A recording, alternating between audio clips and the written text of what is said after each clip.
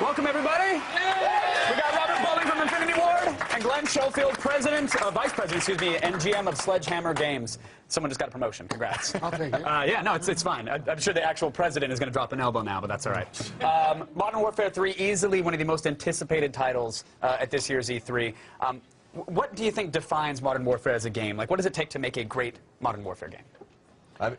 Modern Warfare in general, I mean, the things you have to hit in Call of Duty are that 60 frames per second. I mean, that's what sells that smooth gameplay, because when it comes down to it, it's about the tight gun controls. It's about those huge cinematic moments in the campaign, especially. Yeah, great combat, multiplayer, even Spec Ops these days. So you're saying every aspect of the game needs to be absolutely perfect, pretty much? Yeah. Okay. I mean, that's what we've come to expect from the franchise. Now, what are we looking at right here? This is what, downtown Manhattan here? Or? Yeah, it is Lower Manhattan. And how do you capture the feel of Manhattan? Well, it's good to have lived there for a while. Well, there you go. And I noticed the nice urine sheen on the texture there on the walls. It looks very good. Looks very true to form. You like that? See lots of debris everywhere. I motion captured that. You did. Those are custom textures, huh? Put it right on there. Right outside the offices. So what's actually taking place right here? Why are we shooting in Manhattan? What happened? Well, the Russians have taken over Manhattan. Of course. Of course, yes. Yep. Glenn Beck predicted they would. And so the Americans have come in and are trying to push them out. Yeah, you got to think that this picks up right after Modern Warfare 2. So if you remember at the end of the game, the state of the world has changed. DC is burning, Task Force 141 is either dead or on the run, and now we're picking up after that. The conflict has expanded up the eastern seaboard, and that's what you're seeing here. What I love about this is it's taking those huge moments, and it's now in the major cities. I mean, we're not fighting on the outskirts, we're not fighting in the undescript desert locations anymore. Right, we know exactly where we are. Yeah. And there's a Wetzel's Pretzel around the corner, which we can probably explore as well. What's the challenge of taking war to these new areas? Is it trying to balance the fun, exciting, fast COD gameplay with realism, with the realistic setting? Well, we're all about being like super authentic in the weapons and stuff, but the real challenge is once you get into these new environments, the way you play the game has changed. The tactics you would use in military are changed. And that's why you see things like this, like the dual scope system that was something that the environment spawned a new feature that impacts gameplay. So now you can see, like, when you're fighting through the city in the open streets, if the guys are far away, you're going to flip up this magnifying scope like you see them doing. But as you get into the buildings, you start clearing rooms, you're going to pull that down, go to your EOTech, your red dot, whatever your close range optic of choice is. Yeah, you're able to flank, go into the buildings, flank the enemy, go and, shoot down at them when they're coming down the streets, things like that. So yeah, you choose where you want to go, how you want to do it. And it's, that doesn't seem fair exactly. The enemy is rolling up in an Apache, and you got a fire hydrant to take cover. That doesn't exactly seem right. Well, you're Delta, you know. You make do. Yeah. Now, on the single-player side of things, is it entirely single-player? Is there a co-op aspect to it as well? And on the campaign, it's single-player. Single-player. We're bringing back Spec Ops in Modern Warfare 2, or Modern Warfare 3, that brings co-op into the game in a big way. I mean, we have our classic mission modes that we introduced in Modern Warfare 2, but now in Modern Warfare 3 we have survival mode, which is endless waves of enemies. You have unlockables, you have kill streaks you can call in, different types of units. We're blowing out the co-op in this game. Do I still have to cry for the first 15 minutes until I get my red dot sight? Iron sights do not do me well. What's the difficulty in, say, trying a new feature, trying a new approach to the game, but not wanting to alienate, the old fan base? I think that's one of the good things with the Spec Ops now is a lot of the maps that you're going to be playing in Spec Ops are going to be ones that you're going to see in multiplayer. So if you want to go in with your pal and just kind of learn the tactics or learn that map, you can learn it in Spec Ops, then go into multiplayer and maybe not get worked as well. Yeah. The key is just, listening to that core audience. I mean, we're out there, we're on Twitter, we're on everything, hearing what they're saying. I mean, that's why you're seeing us bring back some classic guns like the old COD 4 MP5 that people love that model. So we're bringing that back, we're updating it visually, and then, advancing and watching how our players play the game and innovating on the gameplay with stuff like the dual scope system or the XM25 that you'll see here in a bit. Are you? You're not listening to any gamers on MySpace, right? I'm just saying you can transition them over to something else. That guy's not doing any work. So what's happening right here? Clearly we escaped the helicopter. We're now inside a building, and we're just throwing grenades in rooms. Well, this is actually what they call a 9-bang, and it's A 9-bang? Is it? 9-banger. Okay. Yeah, Bring you back to college? Love it. Yeah, we just did. Yeah, well, sorry. Yeah, this is some of the stuff that we found out that they really do use. The Delta or any of the Spec Ops guys do use. So that's one of the things that we try to get is make sure that we're using stuff that they are really using or about to use. So they don't use a flashbang anymore. They use a 9-banger. Interesting. Yeah. So you guys, you have sit down. You guys have a chat at an In-N-Out with actual soldiers about what they're using, or do you get to go hang out on the front lines for a week and take some notes? Well, I haven't done the front lines yet, but I have been down at some of the Marine bases and things like that.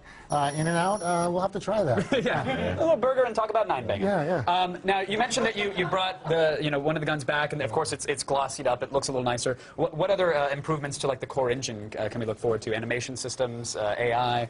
Audio. Yeah. All new, really? Yeah. A lot of audio stuff, stuff like whiz-bys on the bullet so you can get direction, things like that. Updating it just so we can maintain 60 frames per second and get these huge scales. Like you're seeing in New York City, massive skyscrapers, these massive levels, but keep it running at that smooth, super fast, super quick 60 frames per second. Yeah, a lot more textures you'll see in the world. Obviously, when you have skyscrapers and all that kind of detail that we have in the levels, we've had to add a ton more textures in there, of course upgrading the engine in so many ways. Like you said, with the animation system. Yeah, absolutely. And any crazy unlockables? Any extra RC cars or remote boats? What do we got?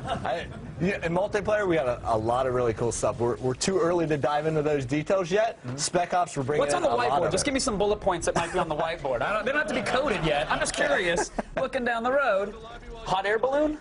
Oh, Wow, that's I good. like that. I'm just saying, yeah, 20 kill streak. You Right, get a I balloon. like that. Yeah. The Goodyear variety drops the bomb. Wow. It looks so good. Let's tell me with Modern Warfare 3 though.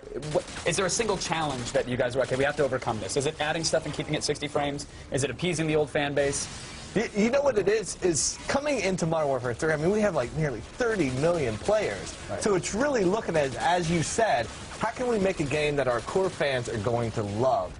But at the same time, give our new fans a place that they can enjoy the game the way they like. I like to look at it as we're giving you a platform to have fun the way you like to have fun.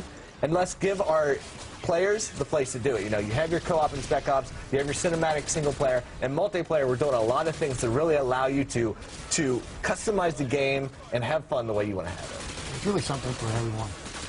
With so many people playing the game, we do have to bring so much to the game. Are the good guys going to win? Who knows? I just want to know that we can save the world. That's Call of Duty. The good guy always dies. Oh, of course he does. A couple of times. Yeah. I love it. You guys, thank you so much for coming on the game. Absolutely wonderful. You got to stick around. We're actually going to put Modern Warfare 3 on pause, but don't worry, we're going to have more for you in just a moment. Even more. We are back with our look at Call of Duty Modern Warfare 3, and it's a G4 exclusive.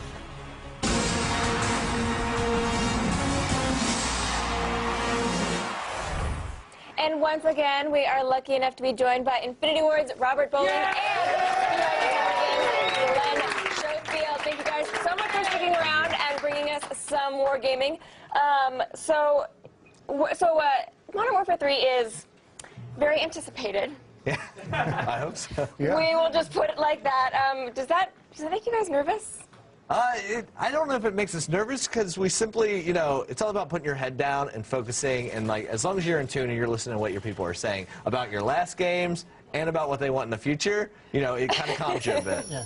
All right. I'm not trying to make you nervous or anything, but everybody's paying very close attention to everything that you're doing. I'm just pointing that out. Yeah. It's good for us to be paranoid when we're making a game. Okay. And so what are we looking at right now?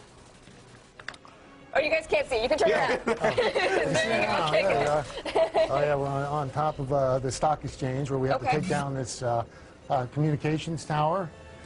And we seem to be doing a pretty good job of it. Awesome. Good. Yeah, this was the major objective in this mission that Delta moved in to take out this comm tower. That was basically blocking us from getting communications and more support into New York City. So how accurate is New York City? It's pretty accurate. I mean, it's about as accurate as we can get. You know, we use different maps. We go down. We've got photos. We as accurate as we can possibly get. We try and get you know, with the street signs and what the buildings look like and. Down to the brick and even where, you know, manhole covers are. Yeah, we focus on being very authentic, but what you want to do is once you have feet on the ground and you're getting all that reference photo, you really have to filter that through a gameplay lens. So you go in, you're like, okay, these are awesome, very authentic environments. Now let's, you know, make sure we have the cover points, make sure we have the areas, the routes for the player that you can go through and have a fun time fighting in that area. Right, because it's not necessarily a fun map if it's actually the map of New York. Exactly. Yeah. If the street is too narrow, it's not going to be. So Right. we'll do little things like that. And so we're actually going to take a look at something that I'm kind of excited about, a grenade launcher. A girl loves a grenade launcher, what can I say? But this is But first we got to take out that helicopter. We got to take care of some business first. yeah, that was the Reaper, and this is the XM25. Okay. So the XM25, what it does is it lasers a sight. So these guys are like hiding behind something, and what it can do is it will shoot the grenade above them and explode right down on top of them. So there's no place to really hide with this thing. Yeah, this is an awesome byproduct of just modern warfare. As we're fighting these more urban environments, you know, they're posted up in windows, they're posted up behind concrete walls that, you know, sometimes you don't get penetration through. So with the XM25 is great because it will actually calculate that big old sight you see, will actually program the round to explode 1 meter past that cover point. So you don't have to sit there and figure it out yourself. It figures it out for you. Yep. Luxury modern living. I love it. And so what also has been kind of striking so far that we've seen, there's a lot of verticality. Not just, you know, in the helicopters right now, we're on the side of a helicopter, I believe. But there's also, like, you can fight from the tops of buildings. I mean, was that a challenge to kind of bring sort of verticality to the game? It was a challenge, but it, you know, it's part of being in New York. You know, you have to do that. We have to be able to go on top of the buildings and see what's around. And going into the helicopter was just something we all wanted to do. You know? Fight through the city streets of Manhattan in a helicopter. Okay, so walk us through what we're doing right here. I mean, we're covering a lot of territory through New York. Yeah, I mean, Lower Manhattan. yeah, the city is huge, and more importantly, we're always throwing you in different scenarios. So you're not just, you know, boots on the ground, infantry fighting through. You know, as you do that, then you're in the helicopter, you're flying through. I mean, it's just showing you the scale of this game, and this is just one level. I mean, we're in New York here, and then another moment, you know, we're in parts of Russia, the Himalayas, France, England. We're really hitting everywhere across the globe. And you're definitely known for these big cinematic events. I mean, was that a lot of pressure? And then were you able to come up, do you think, with new ones to really do justice to the series? I don't think it's pressure. I mean, that's one of the things we really look forward to. You know, sitting in a room and say, okay, let's do something bigger than we've ever done before. And I think you're seeing some of that here. That's just the challenge and the fun of making a video game. Yeah. What I miss? Let's just enjoy it. There it comes. There we go. There's a big moment. For example, the cinematic moments we were just speaking about. Oh yeah, that didn't go too well, huh? But don't worry, he's gonna make it, right? We'll see. We'll see. We will see. So the set pieces are definitely part of the game. Very excited to see more of them. Thank you so much, Robert Glenn.